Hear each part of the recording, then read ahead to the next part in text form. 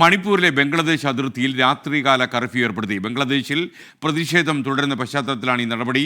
മേഖലയിൽ സുരക്ഷ ശക്തമാക്കാനും കേന്ദ്ര സർക്കാരിൻ്റെ നിർദ്ദേശം വന്നുവെന്ന് വിനീത വി ജി റിപ്പോർട്ട് ചെയ്യുന്നു. ഡൽഹിയിൽ നിന്നും വിനീത ചേരുന്നു. ഗുഡ് മോർണിംഗ് വിനീത, വിശേഷങ്ങൾ എന്തൊക്കെ?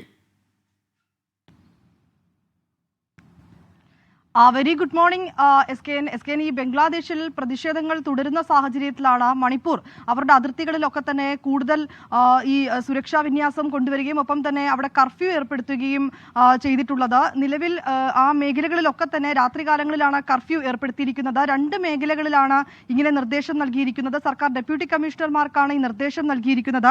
അതിൽ ഫെർസാൾ ഒപ്പം തന്നെ ജിരിബാം എന്നീ ജില്ലകളിലാണ് ഇത്തരത്തിലേക്കുള്ള ഒരു നിർദ്ദേശം വന്നിരിക്കുന്നത്. രാത്രികാലങ്ങളിൽ ഈ 2 മേഖലയിലും കർഫ്യൂ ഏർപ്പെടുത്താനും ഒപ്പം തന്നെ ഈ സുരക്ഷ കൂടുതൽ ശക്തമാക്കാനുമാണ് നിർദ്ദേശം നൽകിയിരിക്കുന്നത്.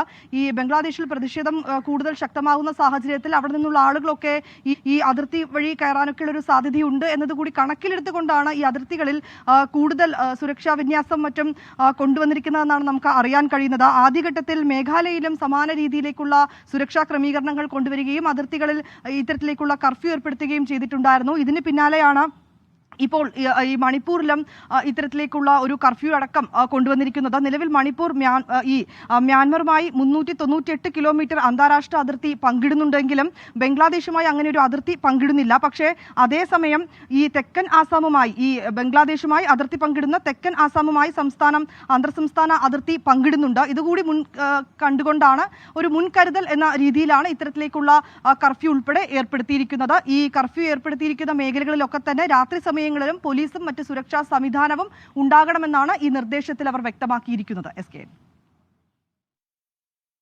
ഡൽഹിയിൽ നിന്ന് വിവരങ്ങൾ നൽകിയത്.